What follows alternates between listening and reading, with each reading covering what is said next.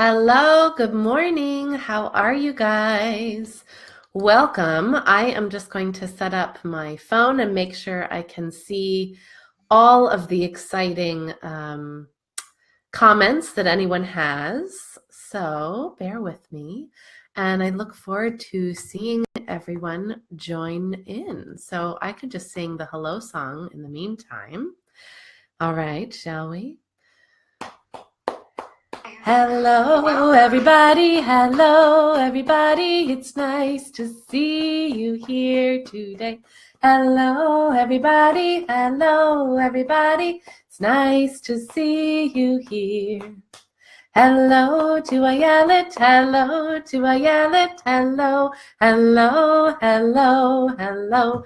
Hello, everybody. Hello, everybody. Hello, hello, hello. Hello to the parents, hello to the children, hello, hello, hello, hello, hello, everybody, hello, everybody, hello, hello, hello. All right, I see someone who is here.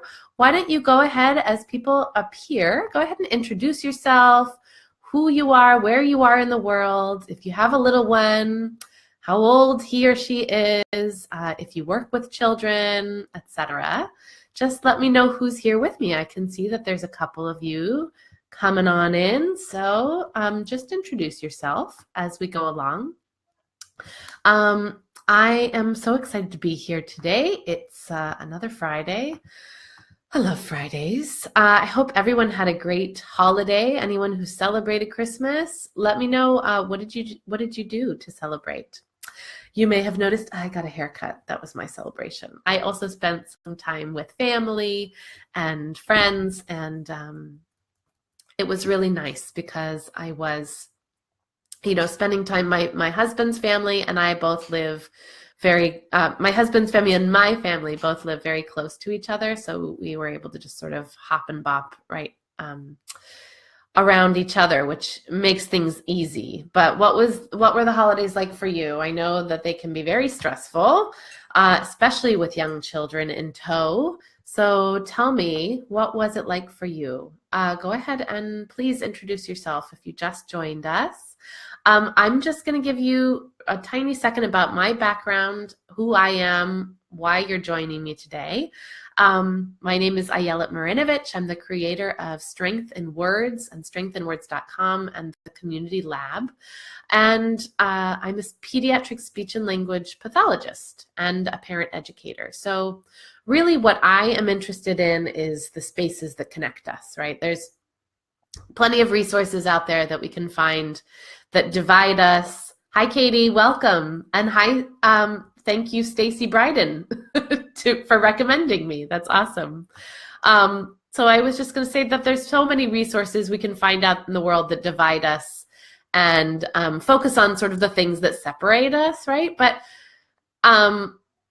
what we choose to do in our own family and with our own particular set of circumstances is unique to us as individuals. So any resource out there that, loves to claim to tell you these, one-size-fits-all solutions for every family, this is how babies sleep, this is how blah, blah, blah happens, that's great if you subscribe to that philosophy.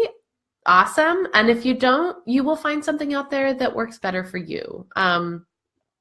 But really what I believe is that what we all can use is information and ideas about how our tiny people learn and those sort of universal truths about how humans develop, right? And simple ideas to support that development, because that doesn't change regardless of who we are, who our baby is, whether our baby was premature, typically developing, or developing on a delayed sort of timeline. Children develop all over the world as humans, and there are specific sort of things that we can do, very simple things that are basic little tweaks, little changes to our behavior and the way that we interact with our children that we can do to really maximize those moments of interaction, whether we work from home, whether we work outside of the home, whether our home is the work we do. There are things within caregiving routines, within play routines that those are the times that we maximize, right? Those are the times that we play with our babies. So as a pediatric speech and language pathologist, I have an arsenal of tools in my toolbox and sort of a deep understanding and interest in the ways that we can support our infants and toddlers. Now, that said, as a mom of an infant and a nearly 4-year-old, I regularly make use of those tools, but that's not to say that I always have the bandwidth to use them. And I'm certainly not a perfect parent, right? There's no such thing. But I do feel much more equipped to at least find those moments of confidence, those moments of peace, and that connection to my children because of my background. And that is what I aim to share, right? That's sort of what Strength in Words is all about. It is the place for parents of infants and toddlers of all developmental levels to help their little ones learn and develop through these high-quality, evidence-based resources and through connections to other parents and professionals. So the primary way that I do that is through the Strength in Words podcast. And for the last few years, I have been producing this family enrichment podcast myself. And if you've listened to any of the episodes, you'll know that we generally focus on a particular aspect of early development, whether that's cognition or communication, whether it's motor, sensory, or social and emotional development. And I either explore and sort of break it down myself, giving you specific ideas for play materials, all of which you can find in your home already, right? You don't have to go out and buy a bunch of stuff for your kid to make them develop, especially if it has a lot of bells and whistles, and especially if it's battery operated. Probably not a learning toy. It says so on the box, but it's not. So then I talk about, how to use them, or I bring on a guest to talk about their topic of interest or expertise. And lately, the members of the Strength in Words Community LAB have been the lucky participants of these Q&A workshops, where they get one-to-one access with those special guests that I bring on, and they get to pick the brains of these wonderful, talented professionals who are so gifted and who are able to break down these complex topics, like sensory processing and early language development and feeding therapy techniques and the way we process music in our brains, just to name a few. And in the coming months, I've got an amazing lineup of Montessori experts, professionals in early literacy, developmental specialists, positive discipline experts, and many, many more. So I'm so excited to share those workshops with you and to give that special access to those members of the Strength in Words Community LAB. And you are very welcome to join. You can take a 1-week free trial and just join us because it's super fun. And if you go to community.strengthinwords.com, you can learn more about what's involved in that. So today, again, number one, I would love to know who you guys are, who's here, where you are in the world, whether you have a little child. Thanks so much for introducing yourself, Katie. Just let me know who's here, because I see that you're here, and I'd love to just chat with you guys, right? It's not about me, it's about sharing information and just sort of having a nice chat, right? So, with your coffee, or depending on where you are in the world, with your wine, whatever. Okay, so I wanted to share with you just a couple of sort of key takeaways from some of the recent guests I've had on the Strength in Words podcast. The most recent of which, hi Grace, welcome, yay, awesome, thanks. I love to sing, and I'm glad you're enjoying the podcast. That's awesome.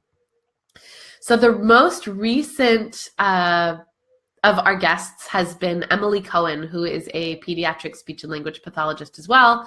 She practices in Austin, Texas. So anyone who's watching this right now or in the future, if you are interested in connecting with her and you live in Austin, awesome. And she has a wonderful series on her blog about playing with purpose. Hi, Allison. Welcome. Welcome. And you and I both live in the San Francisco Bay Area. Yay. Awesome.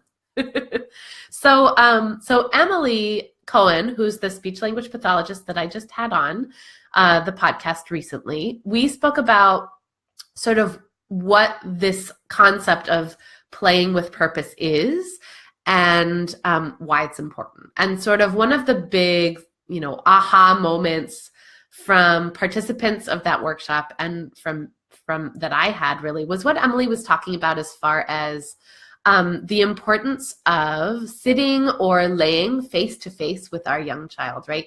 We often place our baby on our laps, which of course is wonderful. And that closeness of, sitting and touching and just being. And sometimes, my 11th month old, if he's feeling like particularly needy or he's teething or he's sick or something, then, holding him in my lap or up on my shoulder is definitely the way that he's going to be most happy. But we don't want to forget that sometimes, especially with our little ones, a wonderful thing to do is to lay with or sit with our tiny people, whether you're laying down on the ground with your baby or whether your baby is looking up at you or whether, your baby is on her tummy and you're sitting there face on the same plane. When our tiny people are watching our mouths and are able to watch our emotions, they are also more likely to imitate.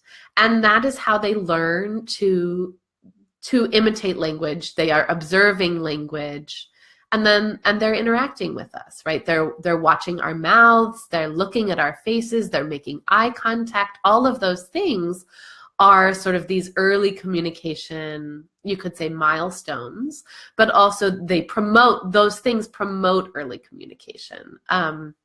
So does anyone have any questions about that? So basically, one of these sort of key principles of what Emily was talking about in terms of what, playing with purpose is, which really is just about, making these tiny little changes to our behavior or to our daily lives. Hi, Chris, welcome. And you're 19-month-old, awesome.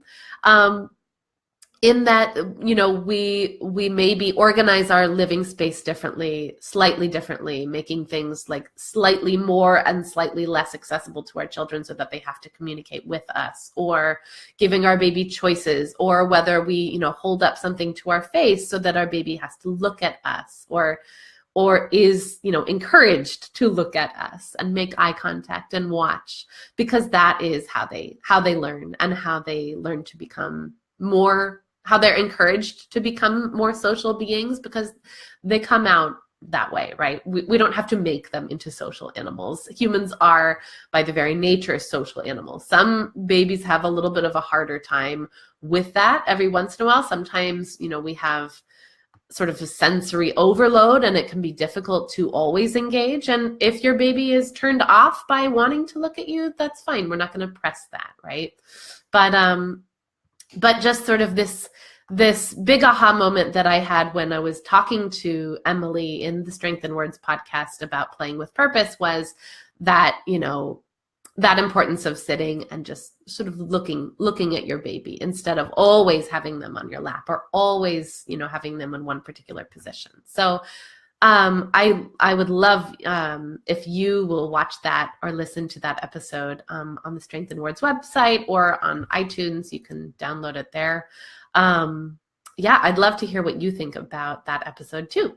So another recent episode that I had on the Strength in Words podcast was with my guest, Jill Loftus, who is a pediatric occupational therapist in Denver, Colorado, who spoke all about sensory processing in infants and toddlers. And my gosh, it was like a wealth of information. It was awesome. There's a lot to get through, but she was so good at breaking down, quite complex topics. And I think that you will really, really enjoy listening or watching that episode. But so a few of the main takeaways from that workshop that participants had, as well as I had, were number one, the fact that yes, we don't actually just have 5 senses like we were taught to believe. We actually have 8. And they are all super important when it comes to the ways our little ones experience the world. And then number 2, that there are actually very, very distinct differences between a tantrum and a sensory meltdown. So both in sort of the impetus or the reasons why these things happen, right? Whether a sensory meltdown or a tantrum happens.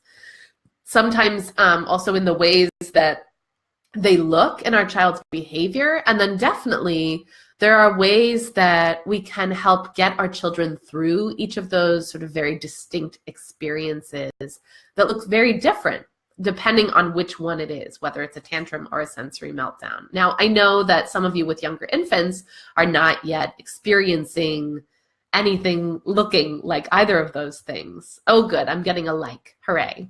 But these are the kinds of things that, for me, like, God, it's so good to have these kinds of things in your back pocket. Oh my gosh.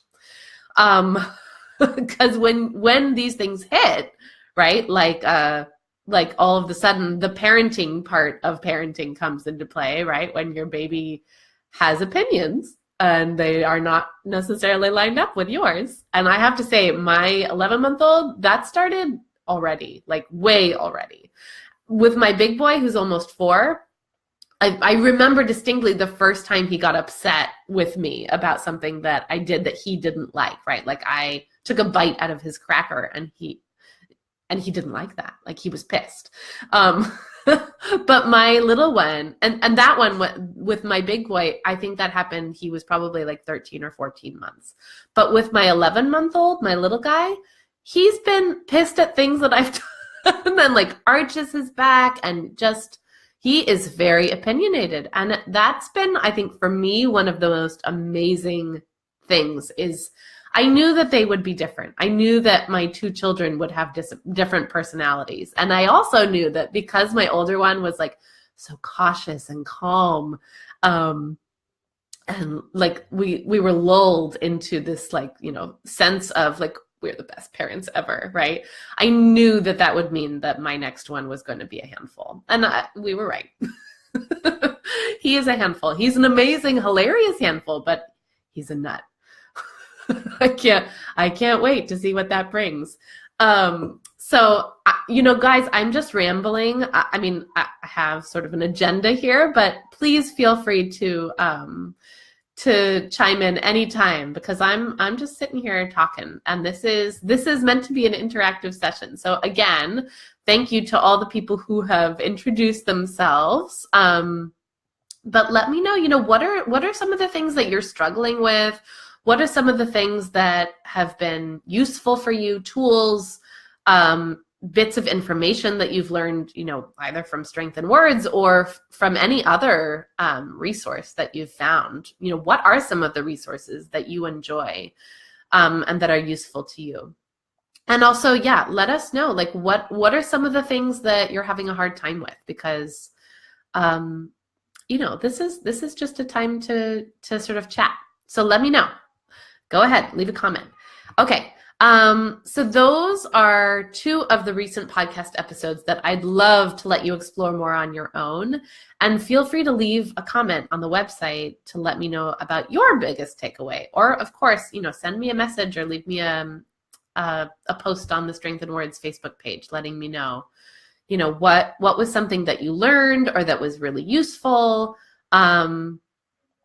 That would be awesome. You know, we want to know what works for you, what's working for you, and what you're getting out of the things that, you know, sending out into the world. So also, if you haven't yet, I would be honored and I would love it if you would write a review of the Strength in Words podcast on iTunes, because that really makes a difference and helps other people who are looking for all of this information to find it, you know, when they really need it. So go ahead and go onto your iTunes, look up Strength in Words in the podcast and just leave a quick review, even if it's, you know, 5 words.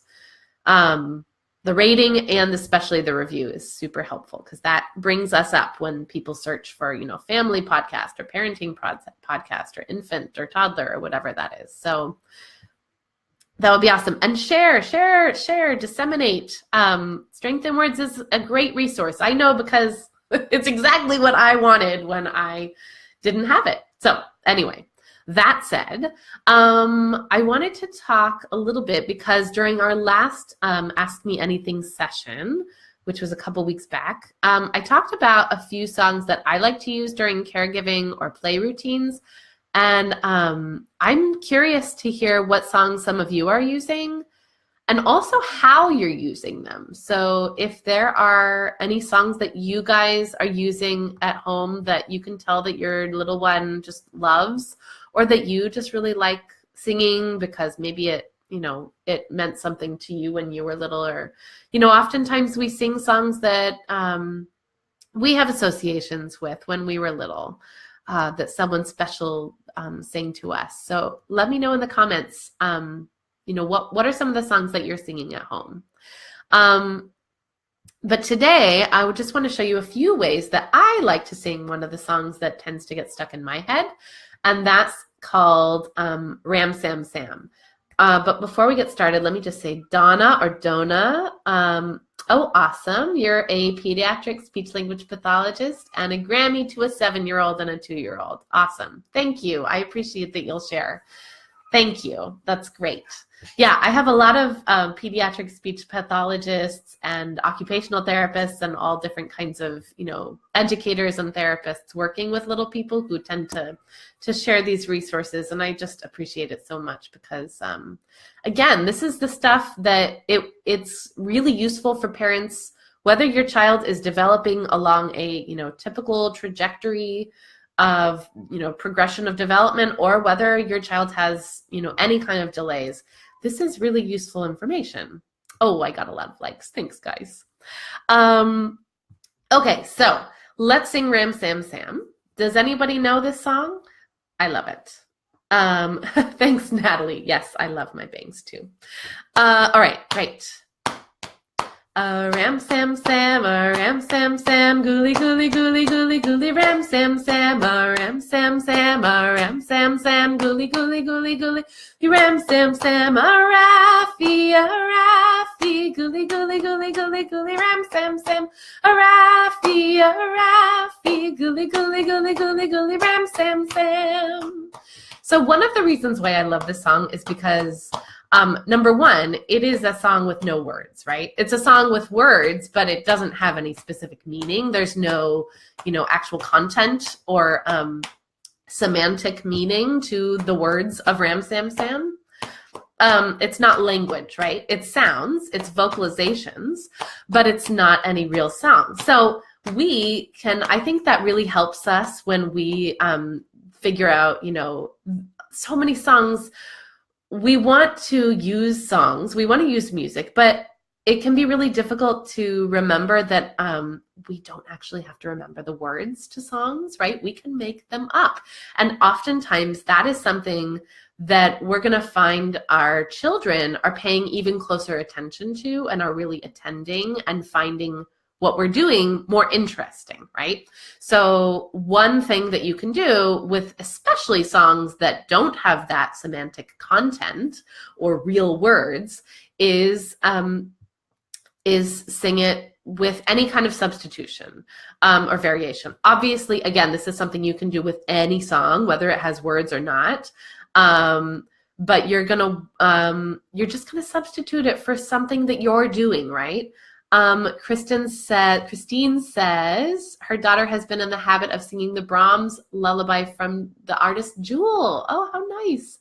Yes. Da, da, da, da, da, da, da. That's nice. Yeah, I love singing lullabies like that. Me too. And of course, songs like musical experiences can come at any different time of day, during any different caregiving or play routine. And help to sort of get our children through those transitions sometimes also. Donna says her granddaughter loves the Daisy song as a toddler. A bicycle built for two. Oh yeah, that's cute. Nice. That's awesome. So I'm going to show you how just a couple of different ways that we can vary up a song like Ram Sam Sam. So one of the songs when my big boy, when we were living in London, one of the songs that we sang at, say, library rhyme time was Ram Sam Sam. And one thing that they sang in the UK, which I thought was the cutest thing, was a variation that goes like this. A big red bus, mini, mini, mini, mini, and a big red bus, a big red bus, mini, mini, mini, mini, and a big red bus, Ferrari, Ferrari, mini, mini, mini, mini, and a big red bus, Ferrari, Ferrari, mini, mini, mini, mini, and a big red bus. Now, this is awesome, especially for little people who are obsessed with transportation or vehicles, which my big boy is and has been since he was 14, 15 months old. So another great thing that you can do is to add in, gestures to any of these things, whether those gestures are, representative of something like a car, or the size of the vehicle, or a movement, whatever it is, right? Like every time you say Ram Sam Sam or Ram Sam Sam or whatever it is, right? That you're doing something specific. A nose, an eye, and a nose, right? We can do anything. But I have, just because it's like such a precious memory for me, I'm going to share with you guys these librarians in London who would sing so hilariously and so vivaciously this Big Red Bus song. They would go, oh, big red bus, mini, mini, mini, mini, and a big red bus, mini, mini, mini, mini, and a big red bus, Ferrari, Ferrari, mini, mini, mini, mini, and a big red bus, Ferrari, Ferrari, mini, mini, mini, mini, and a big red bus, right? These hilarious, sweet librarians would get totally into, singing about a Ferrari. It was one of them. It was like you were able to just watch her sit and imagine herself in the Ferrari. And of course, if I was watching and affected by it, then my little one is totally going to be affected by it, right? It doesn't matter if he gets, that association. What he's paying attention to is that, strong emotional content, big movements, the gestures, the sounds, and the intention, the quality of singing, intentionally and having a good time while you're singing, right? This is one of the reasons why we engage in musical experiences with our little ones, because it's fun. And when they can see that we're having fun, they're more likely to be enjoying it too.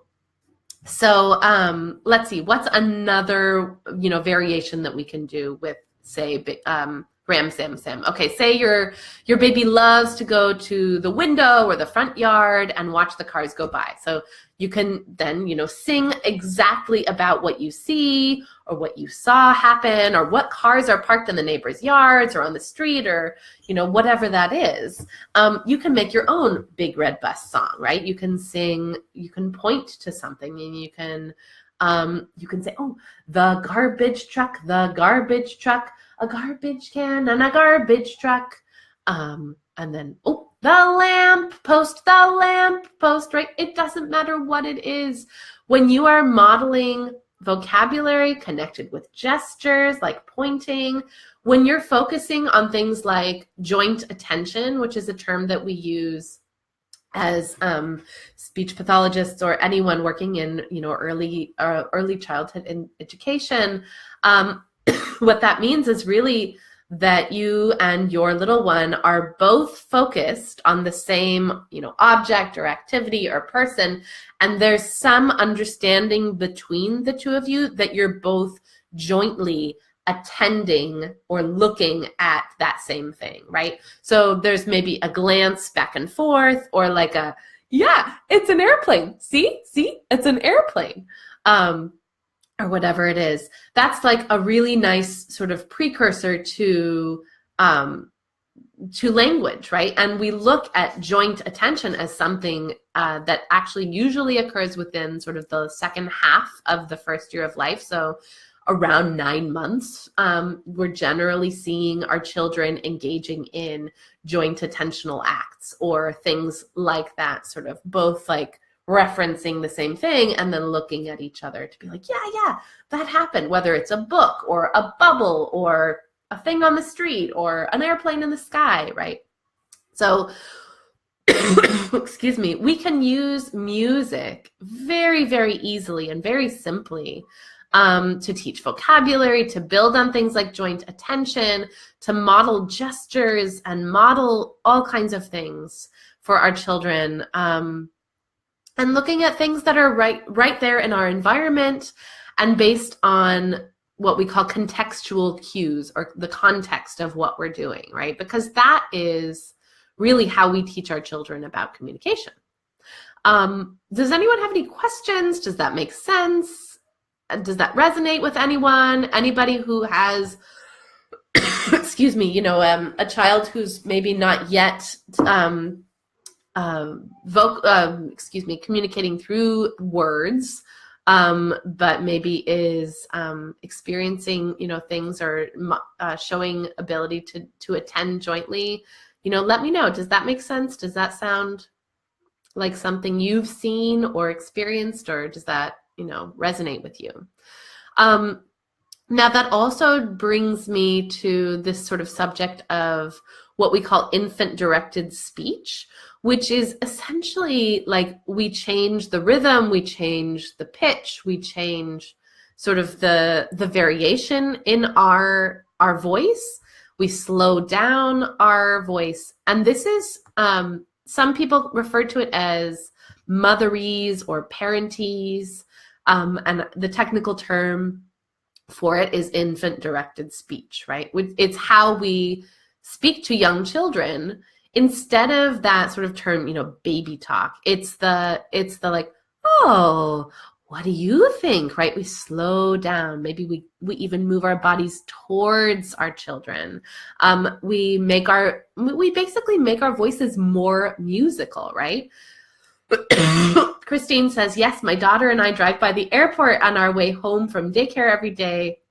So she sees planes in the sky that are some distance and has now started to point and say airplane. Yeah. Oh, that's so fun. It's so great when those things that we expose them to or that they're exposed to naturally every day become part of their actual like early vocabulary. It's the coolest. It's so validating, right?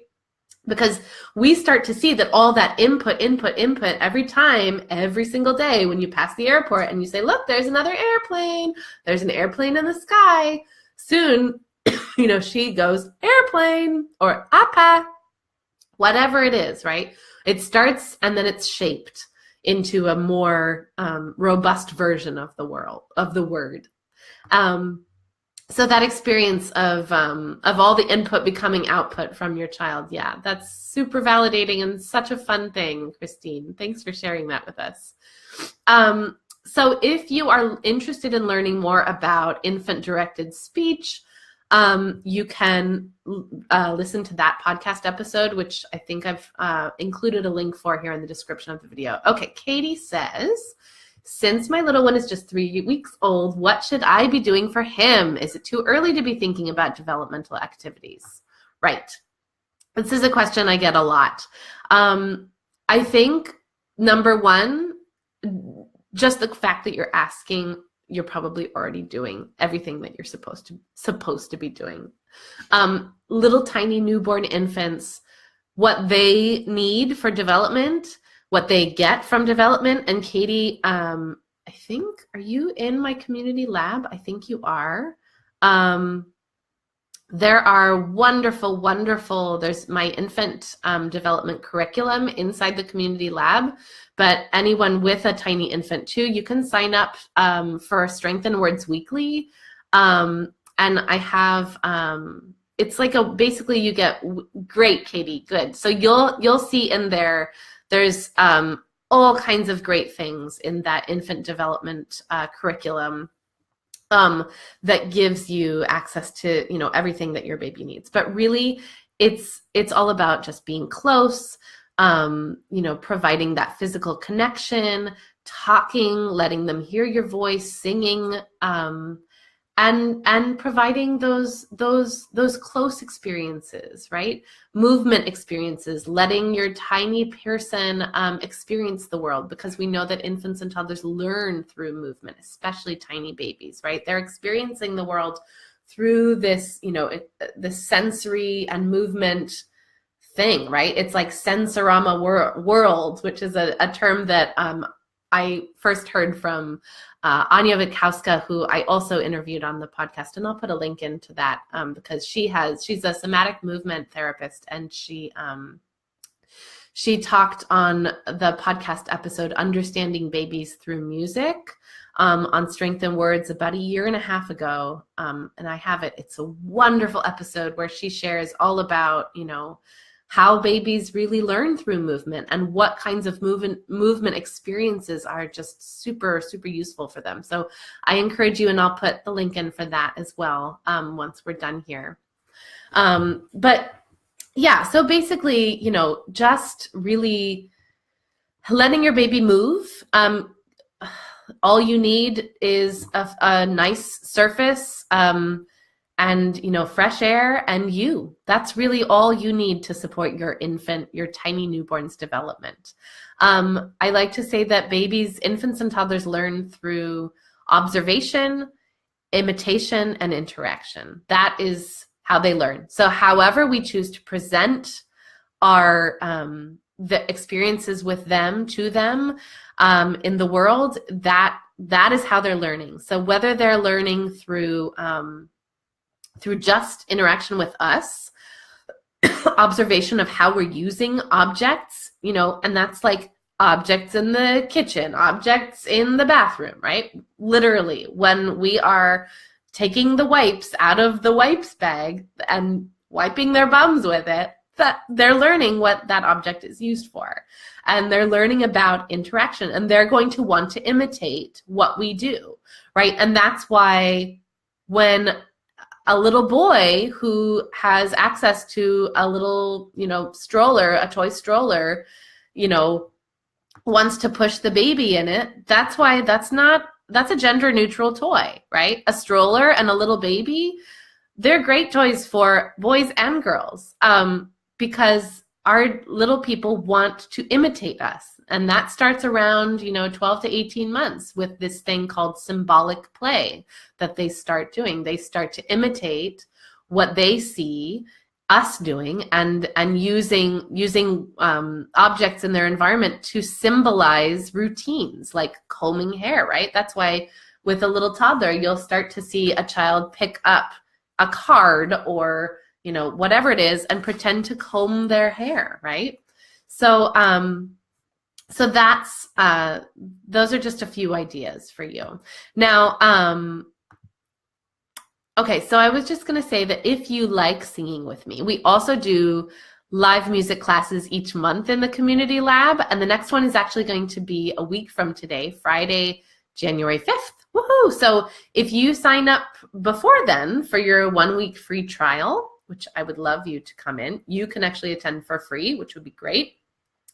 And you'll also get access to all the previous sessions, because in addition to being a community and content hub, that Community Lab is also a living library of all these fantastic resources that you can pick and choose and dip into anytime you're looking for an idea or a bit of information to help guide and support you, in the ways that your baby is growing and changing. And that's just community.strengthinwords.com. There's a link for it here in the description of the video. Okay, so moving on to play materials in your home. Okay, so, I wanted to also say that, okay, so linking back to Ram Sam Sam, right? So you could say, sing a song like that during a caregiving routine, right? So sing about all the items in front of you. So say at bath time, right, you have a sponge, a towel or washcloth, and some soap. And you sing about each of those while you point to them, right? This is like guaranteed fun. Okay, so sponge, a sponge, a towel, towel, towel, and a sponge, a sponge, a sponge, the towel and the sponge. My soap, the towel, towel, towel, and the sponge. My soap, a towel, towel, towel, and a sponge, right? And instead of just labeling, you can also do something like, for instance, I'm rubbing, I'm scrubbing, I'm rubbing you with a sponge. I'm squeezing, I'm squeezing, I'm squeezing the sponge. I'm, here's the water, here's the water, here's the water coming out of the sponge. Here's the water, here's the water, here's the water coming out of the sponge. Squeeze, right? It doesn't matter what we're doing, what we're saying. We're just singing or talking about what we're doing, and we're providing the vocabulary for all of those things. Yeah. So it's simple, right? I literally just made up that stuff on the spot. It doesn't matter if you're rehearsed. If you're uncomfortable singing without it, just say it. You can even just give it a rhythm, right? A rhythmic sort of guide to your voice, right? Say, I'm rubbing you, I'm rubbing you, I'm rubbing you down with a towel, right? You can make it into a rap if you want to. You don't have to sing. You can just make your voice more rhythmic. If you are uncomfortable and truly you just don't enjoy singing, there are ways to make your musical experiences for your child, right? And that's what I was going to say. I have this Strength in Words Weekly is this like weekly straight to your inbox. You'll get a couple of ideas that are either for musical experiences, sensory experiences, early literacy experiences, and then ways to use visuals in your environment to support your child's learning. And all you have to do is go to bit.ly/SIW-weekly, or just go onto the Strength in Words website. You'll find it there. I promise. It's on the front page. And just sign up, and this is all free, right? You just get weekly information about your child. I send you an email, and you just distinguish, how old your baby is, whether you're still expecting an infant, or you have a 0 to 6 month old, all the way up to 2 to 3 years old. I have information for you that you'll just get to your inbox every week. Simple as that. So that's Strength in Words Weekly, and that's right there on the Strength in Words website. So, okay, so back to, all right, you've got these materials in your home, right? And you've got, Charlotte says, love your work and ideas. Since I saw you on the Be the Best Parent event, I found myself singing everything. So great to hear it. Yes, I would normally be uncomfortable, but it happens naturally now. Doesn't matter if I sound good. That's it. Exactly. Your baby is not discerning. They are not judging you. Meryl Brown, who's a fantastic music therapist that I had on to the Strength in Words podcast, she was talking a lot about this, right? What matters is that they know your voice, right? They're not judging your voice. There is no judgment until they become toddlers, and then they're judging everything because that's just what they do. But your tiny person, they love being near you. Your voice is what connects them to you, right? They've heard it since they were inside of your belly, and they associate it with positive vibes, right? Literally positive vibrations, actually, when they were in utero, right? And okay, so Charlotte says, we had our 9-month visit from our health visitor today. She was so impressed with his vocalization, so it must be working. Yes, that's right. My methods work. And you know why? Because this is just how humans develop, right? These are these universal truths about how tiny people, quote unquote, become human. these are not secrets, right? These are just facts. And they're based in years and years of research and scientific inquiry. And we know these things to be true. We know that children listen and watch and learn through us. We are the vehicle, right? It's not about toys that make lots of noise. It's about us, right? So again, I'm just going to reiterate, if you got a bunch of, plastic yucky things, sorry, a bunch of plastic things that make a lot of noise, that make you completely insane. There's a reason for that. They are meant to make you completely insane. They're not meant to teach your child. You are meant to teach your child, right? And not with like a bunch of stuff that costs a lot of money, with what I'm about to say, right? With, I mentioned a few of those like bath items that you probably already have, right? A sponge, a towel, a soap container, right? Now, these are not only bathing items that we use functionally, but they are also wonderful, wonderful play items, right? So, okay, I'm going to put a question to you. Can anyone think of a way for an infant or toddler to use a sponge, right? What would you do with your baby, your little one, in play? What would your little person do with a sponge? And this is like super simple, right? It can be, my baby would put the sponge in his mouth, right? Well, guess what? That's how babies play. That's how babies learn. So anybody who has ideas, please type them in the comments and let me know. You know, what are some ways that an infant or toddler might use a sponge in play? Somebody like that, right? Hi, Layla. Welcome. And I know it's your birthday today. So happy birthday. And yeah, okay, so while I'm waiting for you guys to say about a sponge, I'm also going to put it to you about a sponge, a towel. How might we use a towel in play, and how might we use soap in play? Okay, Christine, great idea. Pretend it's raining when you squeeze it. I love it. And then to even make it like a level up, right? We can add, it's raining, it's pouring, the old man is snoring, or something like that, right? Sing a song about rain while you do it. And then you have that association, you have the squeezing. Hi, Anna, nice to see you. And you have a wonderful play object and a representation of an experience, and you're giving context to a weather event in the bathtub with a sponge. How easy. Okay, so another few ideas. All right, good. Donna says sponge on the top of the head. Yeah, right. Where's my sponge? I can't find it. Oh, where did it go? Or you can play a school game with it. Ooh, I'm curious to hear more about that. Donna, will you tell us more what you mean about play a school game with a sponge? Ooh, yeah, tell us more. Oh, achoo. Cute. Oh, play an achoo game with it. Thank you, autocorrect. Yeah, that could go a lot of different ways, right? That could be like, sorry, my brain, because I am the parent of a preschooler, always goes to the like, you squeeze it and that's where all the like, it squeezes into achoo, and then it goes everywhere, right? Is that what you mean? Or is there a different way to play that game?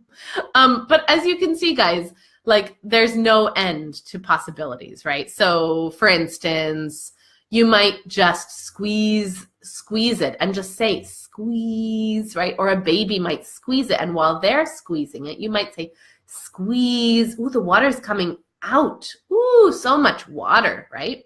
Or you might, with an older child, maybe you might watch a baby or a child transfer the water, right, from the sponge into a little plastic cup, right? Ooh, and that is a great fine motor activity, a wonderful sort of problem-solving activity about like where that object needs to be for me to get the water into it, whatever it is, right? Another thing for like pretend play, you can use a sponge as, say, a raft for a bath toy, right? Say you have like one of those, I don't know, like a plastic, we had this little purple octopus that like you could put rings on all its little tentacles, but like a sponge might be a raft for a little object, or an animal figurine, or like a bath, toy. Anything, really anything plastic can be a bath toy, right? The only thing that I've limited as far as these are not bath toys are my son's like Matchbox cars, because they're metal and I don't want them to get wet and start rusting. But everything else is pretty much fair game for the bath, right? So a raft for a bath toy, great. Okay, so what about a towel? How could we use a towel as a play object in our home? Does anyone have any ideas? And then the soap, right? I will give a few of my ideas, but I'd love to hear yours. Ooh, okay. Donna says, put the sponge on the top of your own head. Build anticipation by saying, achoo, and let the sponge drop into the water on the achoo. I love it. That's great. So simple, right? You guys, I mean, this is, and again, the sponge could be anything, right? It could be something fancy that you spent a lot of time or money on. It could be a scarf when you're not in the bath. It could be whatever it is. These are the ways that we can get our children to attend to us, to laugh at the silly things we're doing, right? We want to up that silly sort of quotient, right? We want to make ourselves be the funniest people as, possible, because that's what our children want, right? That's what's going to help them attend. Sorry, there's like this terrible light is on my nose. But that's great, Donna. I love it. Perfect. Okay, so a towel. How about a towel? How can we use a towel in play with our infants or toddlers? One idea I have is to say, wrap your actual baby in a blanket and just go, oh, so cozy, right? Or wrap a doll or a toy baby in the blanket, right? And then, oh, baby's so warm, put the baby to bed in your towel. Or with a smaller washcloth, maybe, put a car to bed, or an animal figurine to bed in the blanket, right? So a towel could be many things like that. What else? We could use a towel or a washcloth very easily to play peekaboo, right? Ooh, where's mama? Peekaboo, right? A wonderful thing for that. What's another thing? Anybody else have any ideas for a towel or a washcloth? One other idea that I have, you could, just use the towel to watch it either sink or float, right? There are easy science experiences you can use with infants or toddlers. You can, make a little bit of water over it so that there's like some air under it and make it float or make it sink, right? Getting it all the way under, and teach your child those words, right? And even if you have a tiny infant, right, who's just sitting there watching you do these things, when we expose our children to vocabulary from an early age, it doesn't matter whether they understand it. We're talking to them. They're listening to the tones of our voice, the sounds in the language or languages that we speak, the love in our voice that they hear, right? And when they hear us in the language or languages that we speak with them, that is how they learn. That is how they learn to speak, to listen, to comprehend, and then eventually to express themselves. So don't feel like you can't do these things or talk about these things when you have a tiny person, right? Because the more language you use with your child, we know that because there's this book, right? 30 million words. There's like the 30 million word project. We know that children even academically perform better in school and have a higher, earning potential, like all these crazy correlations. When we talk to our children from a young age, when we expose them to words, whether it's in your language or another language, we are exposing them to the world, right? This is amazing, amazing stuff. Okay, so what about soap? What can we do with soap? What is some play that we can do with soap? Number one, of course, we can make it into bubbles, right? There are extraordinary numbers of simple bubble recipes that you can make right from scratch, DIY bubbles. I have on Pinterest, I think, a few of those in my curated ideas for play Pinterest board. You can follow me on Pinterest, pinterest.com/strengthenwords.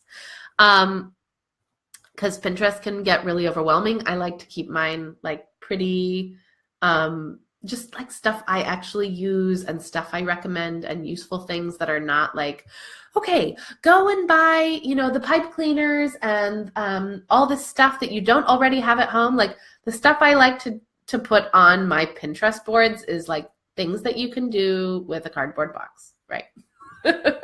So all of those like things that you know are out on the internet and you want to find, just come to my Pinterest boards and you can be less overwhelmed by Pinterest. That's my aim, right? All right, so soap, we can make bubbles. We can lather up our children and then draw letters on their chest, right? Fun. Or make a bubble beard or a funny hairstyle, right? Talk about that. Endless amounts of possibilities. So, okay, that's what I've got for you guys. So we've covered, play materials in your home, a song or two to sing during play routines, and some key takeaways from recent podcast episodes. So I just have a few more minutes here with you guys, but I'd love to answer any questions that you have.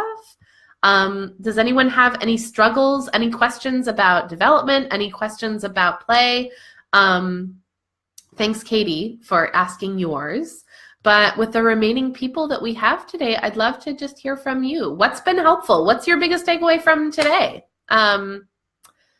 What song should we end with? We could sing another song. And guys, seriously, I'd love to see you all here next week with me in the community lab. So it's just community.strengthinwords.com, and you can come and we can sing together. I love to pull people up onto the stage or the screen with your baby.